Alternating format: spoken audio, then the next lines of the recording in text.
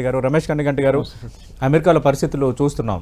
మనం ట్రంప్ రావటం తర్వాత తీసుకుంటున్న నిర్ణయాలు చాలా చర్చించాం. కానీ ఈ మధ్యకాలంలో టారిఫ్స్ కానీ, తర్వాత ఇప్పుడు భారతీయ విద్యార్థులకి వీసాల రద్దు, తర్వాత అక్కడ జరుగుతున్న పరిణామాలు. ఆల్రెడీ సంతోష్ రెడ్డి గారు సంబంధించి is also founder partner of Somireddy law group. ఒక 1000 మంది ఇప్పటికీ అప్రోచ్ అయ్యారు. 100 150 కాదు, వస్తున్న వార్తలు కరెక్ట్ కాదు. అక్కడ నెంబర్ చాలా ఎక్కువగా ఉందని చెప్తున్నారు. ఎందుకంటే తల్లిదండ్రుల ఆందోళన ఉంది, అప్పులు చేసి అక్కడ చదువుకుంటున్న వాళ్ళు ఉన్నారు, విద్యార్థుల్లో ఆందోళన ఉంది. మరి దీన్ని నుంచి బయటపడలేమా? లాయర్ గారి పేరు ఏంటండి? సంతోష్ రెడ్డి గారు. సంతోష్ రెడ్డి గారు నమస్తే అండి. నా పేరు doctor Ramesh Kanniganti. Sorry that I came little late. నేను పిహెచ్డి ఇన్ అమెరికన్ స్టడీస్ చేశానండి, Delhi Jawaharlal Nehru university school of international స్టడీస్లో. Nice. So American government politics, foreign పాలసీని క్షుణ్ణంగా అధ్యయనం చేసిన తర్వాత నేను ఇస్తున్న విశ్లేషణ 10 TV ద్వారా ఏంటంటే, ఈ ట్రంపిజంలో ట్రంపిజం అనే మాటను ఎందుకు వాడుతున్నానంటే, ఇందులో చాలా క్యాపిటలిజం ఇన్వాల్వ్ అయి ఉంది, కార్పొరేటిజం ఇన్వాల్వ్ అయి ఉంది. వీటన్నిటితో పాటుగా ముఖ్యంగా జుడాయిజము, హిందూయిజము, ఇస్లాము, రకరకాల religions of the world, Sikhism, ఇవన్నీ ద ఇంటర్ప్లే క్యాంపసెస్లో ముఖ్యంగా స్టాన్ఫోర్డ్ దగ్గర నుంచి, మన కొలంబియా దగ్గర నుంచి, ఏల్ దగ్గర నుంచి, టాప్ ఐవీ లీగ్ హార్వర్డ్ దగ్గర నుంచి top Ivy League universities in United States of అమెరికాలో ఏం జరుగుతుందంటే, డిజిటలైజేషన్ యుగంలో liberalization, privatization, globalization, Googlization, digitalization, Chinaization and Americanization కి ఇప్పుడు ఈ 2 పోలార్స్ కొట్టుకుంటున్నాయి. చైనైజేషన్ అండ్ అమెరికనైజేషన్ మధ్యలో హ్యూమనైజేషన్ ఈజ్ లాకింగ్. రైట్. మానవనీయ కోణాలు దెబ్బతింటున్నవి. ఈ చైనా ఒక పక్కన, అమెరికా ఒక పక్కన. రెండిటి యొక్క లక్ష్యం ఏంటంటే ఎకనామిక్గా, ఫినాన్షియల్గా స్ట్రెంగ్థన్ అవటమే. ఈ ఫినాన్షియల్ స్ట్రెంగ్థన్ అయ్యే పరిణామ క్రమంలో ఈ post COVID-19 global world order change అయిపోయింది. ప్రపంచము కరోనా తర్వాత కంప్లీట్గా చేంజ్ అయిపోయి, ఆర్థికంగా అమెరికా బలపడాలి అంటే let's make America great again, MAGA MAGA అనే పాలసీతో ట్రంప్ అధికారంలోకి వచ్చిన తర్వాత అంటే గ్లోబలైజేషన్ అనే ఒక 1990s లో స్టార్ట్ అయింది ప్రపంచీకరణ, ప్రైవేటీకరణ. సతీష్ గారు ఇప్పుడు ఏమైందంటే, సంతోష్ రెడ్డి గారు కూడా వుడ్ అగ్రీ విత్ మీ, ఇప్పుడు ఏమైందంటే localization has become the new globalisation.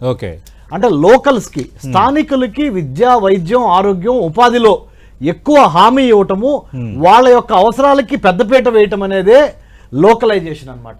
Localisation ఎవరైనా చెయ్యాలి. ఆ విషయంలో నేను ట్రంప్ను తప్పుపట్టను. ఎందుకంటే ఆయన దేశం కోసం ఎన్నికయ్యాడు, దేశ ప్రజల ఆశలు, ఆకాంక్షలు తీర్చాలి. కానీ ఇక్కడ మిగతా దేశాలకు సంబంధించి అక్కడ చదువుకుంటున్న విద్యార్థుల వల్ల వాళ్ళకి చాలా రెవెన్యూ జనరేట్ అవుతుంది. అక్కడ యూనివర్సిటీలు కూడా కలకల్లాడుతున్న పరిస్థితి. ఈ విధంగా చేయటం వల్ల ఏం జరుగుతుంది? చెప్తాను సార్. సతీష్ సార్ చాలా మంచి ప్రశ్న వేశారు.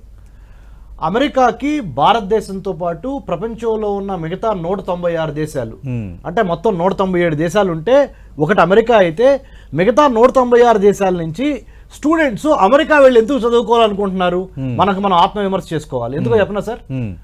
If you wanted to catch butterflies, don't chase butterflies, make a beautiful garden. Butterflies will automatically come and take rest in the garden. అమెరికాని ఒక ఉద్యానవనంగా, అంటే సింబాలిక్ గా చెబుతున్నా, విద్య, వైద్యం, ఆరోగ్యం, పర్యావరణము, సాంకేతిక శాస్త్ర, వర్తక వాణిజ్య వ్యాపారాల్లో అమెరికాని నెంబర్ 1 గా అమెరికా వాళ్ళు తయారు చేసుకున్నారు. ప్రపంచంలో ఉన్న టాలెంట్ మొత్తాన్ని అక్కడికి ఆకర్షించి, అంటే మెరిటోరియస్ సొసైటీని అక్కడ తీసుకున్నారు. అలా చేసుకోవాల్సిన బాధ్యత భారతదేశంలో మనది ఉంది. Number 1. Number 2, billions of dollars తీసుకెళ్లి అమెరికా యొక్క విద్యా వ్యవస్థలో మనం డంప్ చేస్తున్నాం. మన స్టూడెంట్స్ అమెరికాలో చదువుకోవడానికి, భారతీయ స్టూడెంట్స్ ఒక సంవత్సరానికి బిలియన్స్ ఆఫ్ డాలర్స్ పే చేస్తున్నారు ఫీజుల రూపంలో. ఎలా పే చేస్తున్నారు సతీష్ గారు చెప్పనా sir? Most of them loan తీసుకుంటున్నారు. లోన్ తీసుకొని వెళ్తాం మూలాన అన్నెసెసరీ బర్డెన్ ఎక్కువైపోతుంది. అందుకని 10 TV ద్వారా నా విన్నపం ఏంటంటే, భారతీయులు అమెరికాలో చదువుకోవడం తప్పు కాదు, చదువుకోవాలి. ఎందుకు? అక్కడ అద్భుతమైన science, technology, engineering, mathematics, medicine సంబంధించిన ఇన్ఫ్రాస్ట్రక్చర్ నెంబర్ 1 గా ఉంది. You have to go there. మరి ఇప్పుడు చదువుకోలేని పరిస్థితి ఉంది. దీన్ని పరిష్కారం చెప్తాను సార్. అధిగమించడానికి లోన్లు తీసుకొని అమెరికా వెళ్ళి చదువుకుందాం అంటే అమెరికాలో ఉద్యోగం అంటే ఎంఎస్ అయిపోయిన తర్వాత ఎడ్యుకేషన్ అయిపోయిన తర్వాత ఇమీడియట్ గా జాబ్ లేదు. కాబట్టి లోన్స్ తీసుకొని అమెరికా వెళ్తానికి స్వస్తి చెప్పండి. నెంబర్ 1. నెంబర్ 2, నేను పాలసీ రికమెండేషన్స్ ఇస్తున్నా. నెంబర్ 2, అమెరికాతో పాటు యూరోపియన్ యూనియన్ లో ఇంక 27 దేశాలు ఉన్నాయి. ఆ దేశంలో కూడా ఎక్కడెక్కడికి వెళ్ళాలనే దాని మీద మేధోమథనం చేసి అక్కడికి వెళ్తానికి అక్కడ చదువుకోవడానికి ప్రయత్నం చేయండి. నెంబర్ 2. నెంబర్ 3, లోన్ తీసుకోకుండా United States India education foundation ద్వారా scholarships number 1, ministry of human resource development ద్వారా స్కాలర్షిప్స్ కొడతాం నెంబర్ 2. తర్వాత చాలా ప్రైవేట్ కార్పొరేట్ ఏజెన్సీస్ ఫిలాంథ్రఫీలో భాగంగా మెరిటోరియస్ స్టూడెంట్స్ అమెరికాలో గానీ వేరే దేశాలు చదువుకోవడానికి ఫండింగ్ ఏర్పాటు చేసినాయి. ఈ మూడింటిని అసలు ఎక్స్ప్లోర్ చేయట్లా మన వాళ్ళు.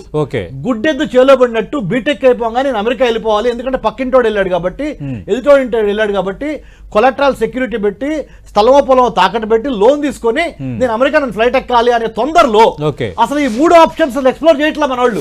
తప్పు ఎక్కడ ఉందంటే మనలో కూడా సగం తప్పు ఉంది.